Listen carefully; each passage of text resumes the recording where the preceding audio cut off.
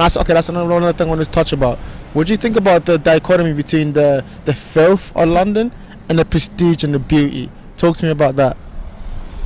Well, good thing is, it's not like you have to pay to go into the fancy areas. You can just stroll in. Yeah.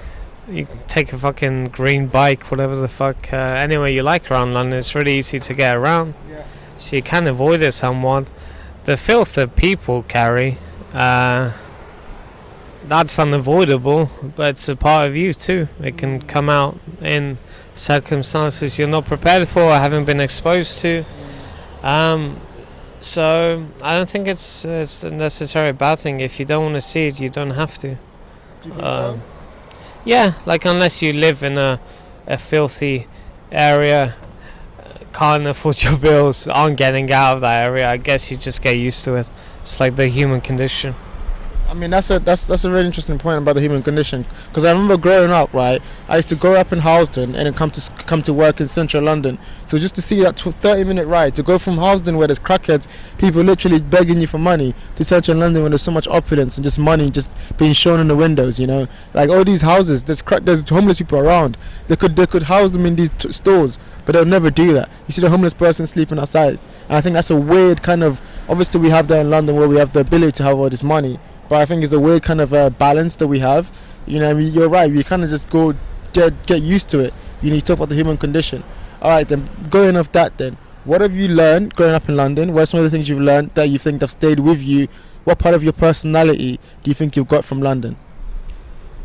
I think what I've learned, if something happens to you, more or less, you deserve it. I think. We know not to cross the road without being extra sure. Just because of the manic of the amount of people, the buses, the taxis, the people in flash cars, the fucking van drivers, cyclists.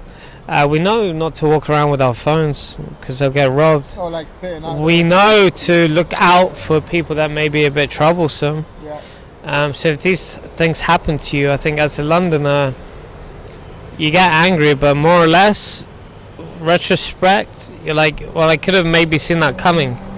I see it all the time. Like when you see people's phones getting snatched, it's not like they were 5 feet away from the road. They're right there waiting for their bus stop, scrolling through fucking Twitter, and it gets snatched. And if you're not capable of running after this person or tracking them down, well, your phone's gonna get snatched. Yeah. If you can't stay away from it for 2 minutes, keep it in your pocket, then you're asking for these things to happen. Yeah. So that's one of the things. I mean that's interesting. Okay, just to go off that then. I know you mentioned the fact that you've kind of realized that about London. What part of the work culture? Because I know we have a big work culture here, and the drinking culture especially is what I'm trying to go on. How have you internalized that growing up in London, seeing how we're both heavy drinkers and also heavy workers? Has that part of that culture kind of seeped into your personality, you think? Definitely not the heavy drinking. Thank God. Haram. Haram behavior. The lies. I mean, I don't know about the heavy workers. I think people are just worked heavy. I wouldn't compare the work culture to that of like maybe Japan or Chinese or people who work in a more difficult climate. So I don't know anything about that. I think maybe the work may be more complex because we have bullshit jobs over here.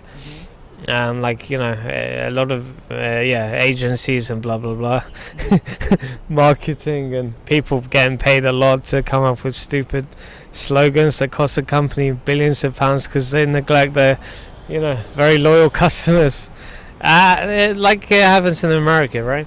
But yeah, you learn the work never stops. If you do 10-hour shift and perform just as well as your neighbor, if he does 15, he's gonna win. It's very competitive. You can see more or less how you're gonna end up, because there's men of every generation, every wealth, every kind of background, profession, more or less like feet away from you in London. So you can get a lot of inspiration from this place. I think if you need inspiration work-wise, career-wise, where you want to live, what car you want to drive, it's not a bad place for all of that. I think I 100% agree. I think with London especially, I've realised the competitiveness. I do think that's still sharp and still. And when you grow up in London, you realise the minimum effort required for success. You realise that you actually need to have like your head screwed in straight. You know, to figure out how your life is going to balance. And it's kind of weird because they do. I've kind of feel like some people will try to balance their personal life to even be more effective at work. Yeah. And so you see people going on runs and stuff like that. They don't go on runs because of their health. They want to be even more effective when they go into work the next day. You know, I can see people in Bulgaria, really going for runs. People hike, people walk, but I guess they don't need to maybe compensate for their natural or lifestyle. Maybe we need to compensate more because we eat wrong, or maybe we work wrong, we socialize differently. That's true. I mean, that's 100% true. And I think like it's weird too, because I think growing up in London for me, right, it was always like this big thing of like trying to achieve here. And there's always like, you internalize the idea that if you achieve here, then you've achieved something in your life.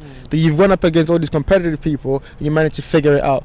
As I got more and more into it, I realized people don't actually know what they're doing. They're just kind of just going along with the flow, and then the weekend comes and then they'll drink away the troubles, you know. And so to find your own way in that is obviously a struggle. But I think the struggle is actually kind of worth it, you know, because I've learned to be way more efficient, way more prepared.